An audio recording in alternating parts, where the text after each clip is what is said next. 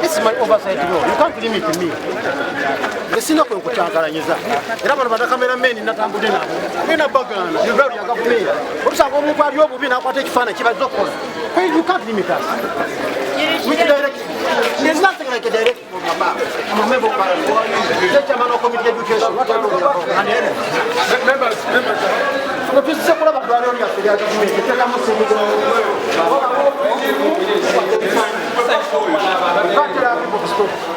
Kanyikero na Devans, omubaka wa Parliament wa Bukoto East, mu Masaka, mu ssaza lya Beene ery'e Buddu.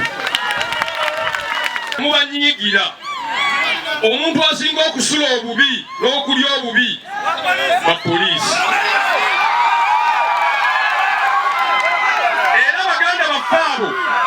Era baganda baffaabo n'omusaala gwe bafuna mutono nnyo tegubajjaamu. Kati nabo beekyawa. Abasirikale abo be mulaba mubakwatibwa ekisa. Nabuusaako omusirikale omu nga batukuba tiyagaasi kiseera kampeyini. N'aŋŋamba tubakuba tiyagaasi omungi mwekyawe mulyewo gavumenti eno mulyewo gavumenti entuufu. Kyekitukubya tiyagaasi kati abantu baabano abeekangulumira munywere abali ku sayidi yaffe. Mukitegedde bulungi temubanyiigira era n'abatuba bamuki mubasabire busabizi tukyuse gavumenti tubongeze emisaala tubawe n'amayinja. Mukiwulidde mwebale nnyo okumpuliriza ali Katonda kuuma Beene. Neyewangamya ku ntebe ng'akozesa amagye ng'akozesa baganda bafe abambi abali mu uniform naye nabo mubasaasire. Nakaseke Mwami Museveni yajja n'atirimbula abantu 500,000 abantu ne bafa. Pulidde awo omukyalo omu ng'agamba bw'alabye ku nsanja nti ye yatuuka basebo ne bannyabo tetutuukanga tetukola ki tulina olutalo olw'okulwana olw'okulaba nga tujjako Mwami Museveni ku ntebe kubanga kyekizibu namba emu ekisooka. Muwulira ebiri e Sri Lanka oba temubiwulira? Nammwe twagala olwaleero abantu ba Uganda mwekyawe oba oleo tujja okufuna emirembe. Sukaali yake sabuni yake oba oliawo n'amafuta gasobole okukaba abavubuka musobole okweyagala. Sekadeze Animanja Sebunya. People power. Our power. Nona jagenda siba kiri tufune ku mirembe. Mbebaza okulonda ababaka ab'ensonga n'abakulembeze naddala Honorable Nsanja Patrick. Oyo omukulu ye Secretary wa Buganda Caucus. Fenna ababaka abava mu Buganda oyo ye Secretary General waffe. Kakati ndondo mwe mwalonda Golodi kubanga fenna twamutunuulira ne bagamba ono yatusingako era gwe twawa. Kubanga waali siwa alina okuba tumanye ekikuta obudde kijja buta. Kati baganda bange ab'Entenjeru South njagala obategeeza omuntu mu bulamu okubeera ow'amaanyi yeetaaga ebintu bibiri: obulamu n'obugagga.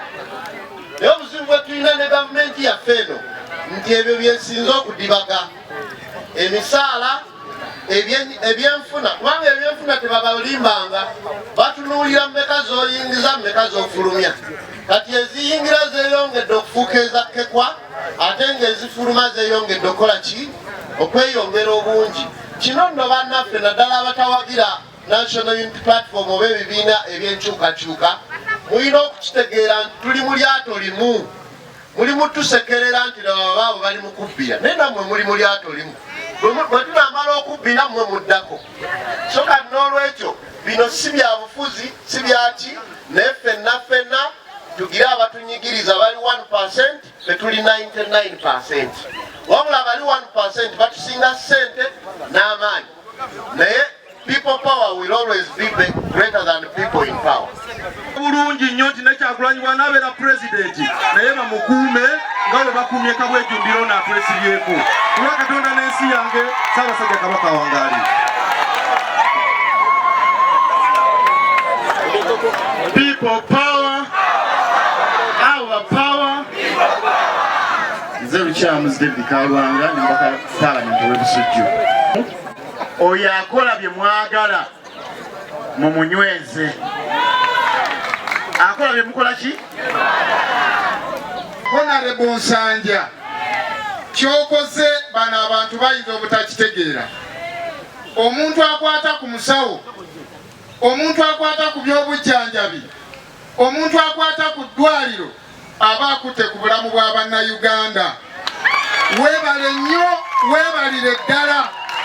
Tusaba Katonda akwongera ebisanja mu maaso nga 6 osobole okutuusa Ntenjeru South awo we tulina okutuuka.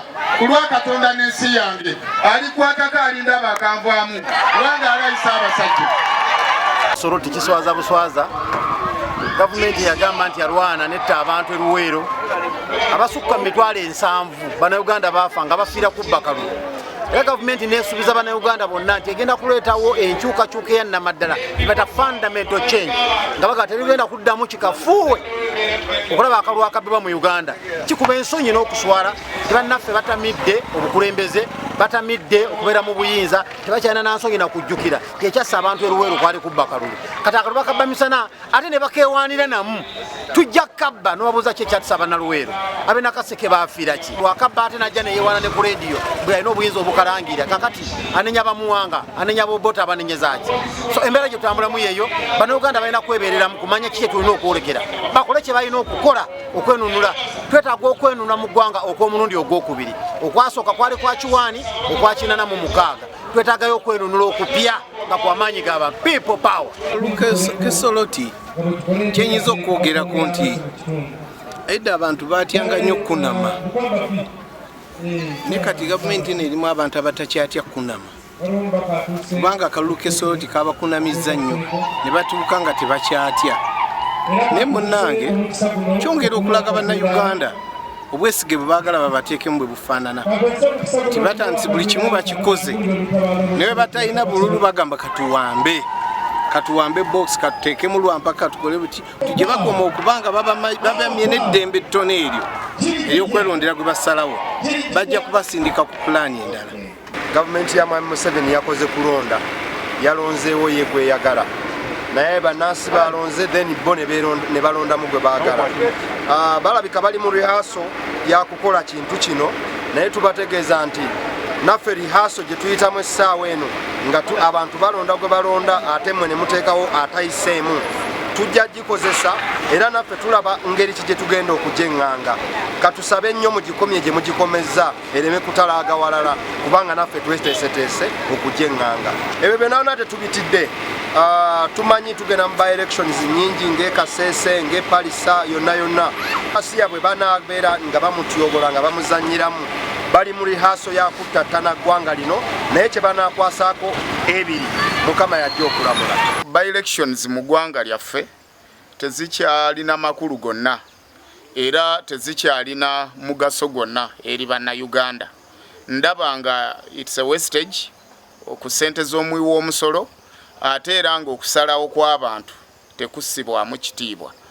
Olabira ddala nti by-elections si zonna nti NUP eziwangudde oba opposition naye olabira ddala ng'ezimu opposition ebadde eziwangula naye olw'okuba nti okusalawo kw'abantu kuvoolwa ekibiina ekiri mu buyinza kyo ne kikozesa advantages ez'emmundu, advantages ez'ensimbi, advantages eza offices zaabwe n'ebitiibwa byabwe ne balangirira oyo gwe beetaaga. So nze nsuubira nga opposition by-elections zino ezigenda maaso atwandibadde tuzeesonyiwa tulage obutali bumativu nga tuzeesonyiwa bannayuganda nabo bategeera olulimi lwe twogera nti tetuli mu katemba tetuli mu buzannyozannyo kwesanyusaamu naye tuli ku kigendererwa kyakuwangula kalulu kyakununula bannayuganda kyakutwala bannayuganda mu nsi empya. Naye bwe tubanga tukyagenda maaso okwenyigira mu kalulu bwe kati ne batukolako obulumbaganyi obwekyejo obwekyeyagalire ate ne tumala tuddukira mu kooti ne mu kooti ensonga ze zimu ne zikolebwa ne zitatambula bulungi tubanga abali mu kuyisa ebivulu n'okumalira bannayuganda obudde nze nsuubira twandibadde tuddamu turestructuringe tutuule wansi tuddeyo tutandike okwetegekera akalwa aka 2026 okulaba nga twera obululu bwonna okuviira ddala ku LC1 mpaka okutuukira ddala waggulu naye ng'ebyo byonna bikyali awo ffe ng'opposition tulina okukola ebingi naye bannayuganda nabo balina okukola ebingi kubanga abantu abamu abakozesebwa okukutula ddiiru bwe ziti ez'ekimpatiira nabo bannayuganda bazadde balina abaana balina bazadde baabwe bajjajjaabwe ne basenga baabwe ate era ng'ebizibu bye tubannyonnyola bikosa eggwanga kyenkanyi.